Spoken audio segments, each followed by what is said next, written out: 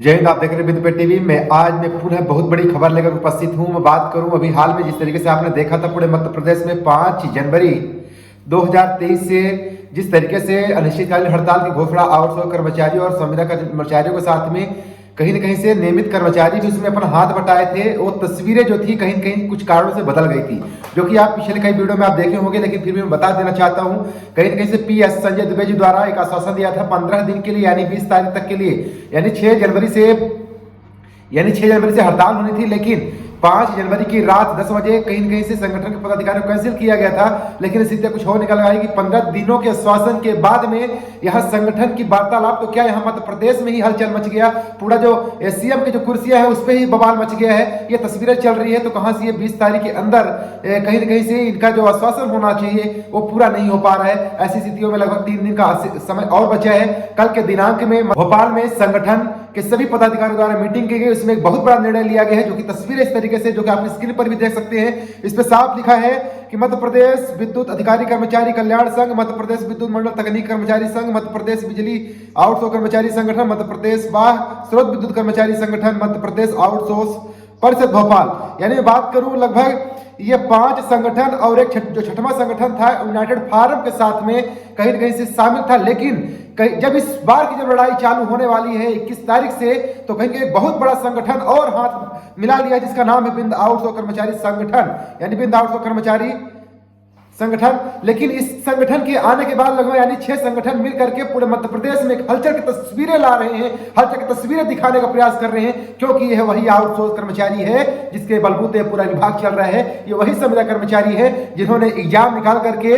पूरे नियमावली के साथ में अंदर आए हुए हैं। ये केवल 2 मांगे हैं साहब, और 2 मांगे ये तस्वीरें हैं कि 2 मांगे संविदा कर्मचारियों की मांग तो पूरा होना ही होना है, क्योंकि उनका जायज है। लेकिन अगर किसी के मन में अगर आउटसोर्स की अगर बातें आए कि ये कैसे नियमित हो सकते हैं, तो उसके लिए भी संगठन के जो पदाधिकारी थे, वो संगठन पदाधिकारी भी जो नियमावली दिए हैं आप देख सकते हैं तस्वीरों पर।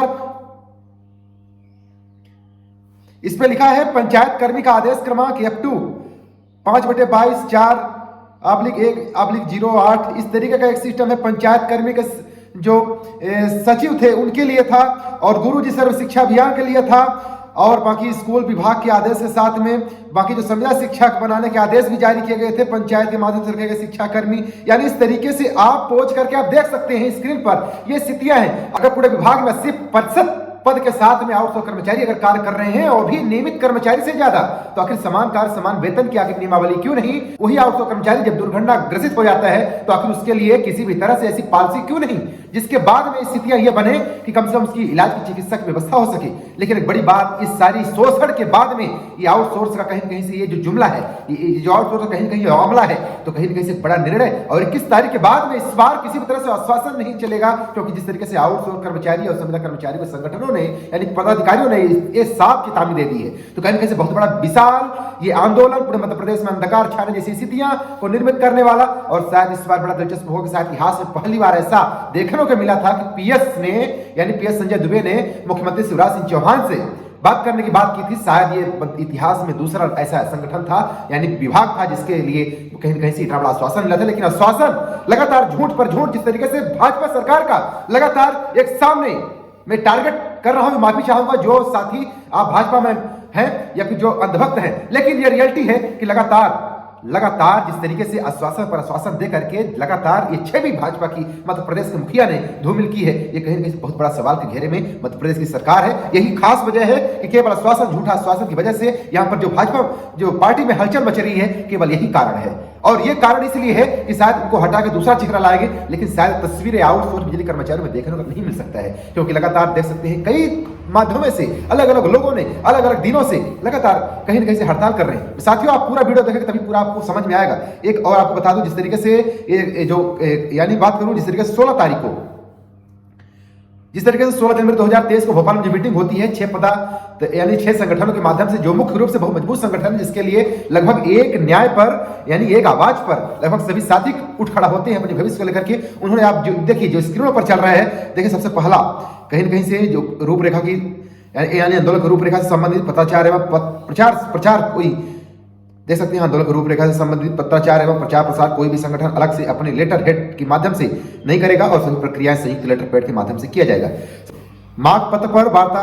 मांग पत्र के अनुसार क्रमशः बिंदुवार की जाएगी। चयनित पदाधिकारियों की वार्ता दौरान अपने अपने वर्ग की मांगों की अनुशासन पूर्वक संपूर्ण प्रोटोकॉल को ध्यान में रखते हुए पालन करते हुए अपना पक्ष रखेंगे। यानी इसमें बड़ी बात हो यह भी है कि 24 घंटे से पहले सूचना दी जाएगी पदाधिकारियों को। इसके बाद में कोई बड़ा निर्णय लेने के मूड में संगठन के पदाधिकारी रहेंगे। एक बड़ी बात होती है, आप स्क्रीन पर देख सकते हैं, पूरी तस्वीरें आपके सामने में। लेकिन जिस तरीके से पूरे मध्य प्रदेश में पुनः अंधकार छाने जैसी स्थितियां, कहीं इसका पूरा जिम्मेदार संजय दुबे यानी जो ऊर्जा सचिव हैं बिजली विभाग के हो जाते हैं। क्योंकि जिस तरीके से आप पर लोगों ने विश्वास किया था, तो शायद इस बार आपके पास ऐसा कोई रामबाण भी नहीं रहेगा जिसके बाद में आप हड़ताल स्थगित कर पाएंगे। क्योंकि जिस तरीके से अभी करड़ी सेना के जितने भी वहां पर पदाधिकारियों ने, संगठन ने जिस तरीके से एक मुद्दा बनाया था, कहीं ना कहीं से एक अपनी आवाज के लिए एक सड़कों पर उतरे थे, शायद उससे कहीं 2 गुनी 3 गुनी शायद स्थितियों पर ऊर्जा के साथ में आउटसोर्स कर्मचारी उतरेंगे, जिसके बाद स्थितियां हो जाएगी पूरे मध्य प्रदेश में कहीं ना कहीं से अंधकार जैसी स्थितियां तय होना बाकी ही है। क्योंकि आप देख सकते हैं, जो तस्वीरों पर आप देख सकते हैं, मीटिंग के दौरान में सभी कर्मचारी यानी सभी पदाधिकारियों के माध्यम से मीटिंग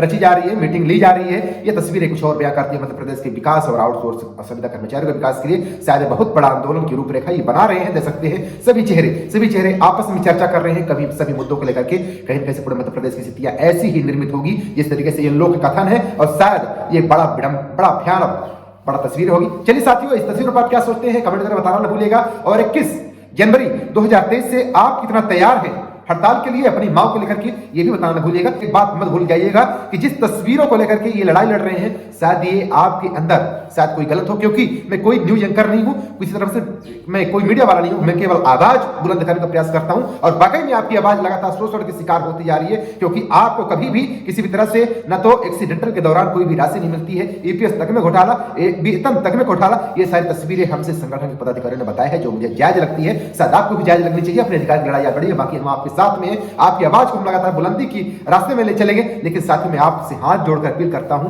कि आप केवल कोरोना प्रोटोकॉल के साथ में और नियमावली के साथ में आपका संगठन का जो पदाधिकारी है, आप अगर एक शब्द जो भी बोलता है उसको आप सुन के चलिएगा, तभी जाके आपकी आंदोलन सफल हो सकती है। और शायद हाँ, आपको आंदोलन करना चाहिए अपनी मांग को लेकर के, ये संविधान में वर्णित है।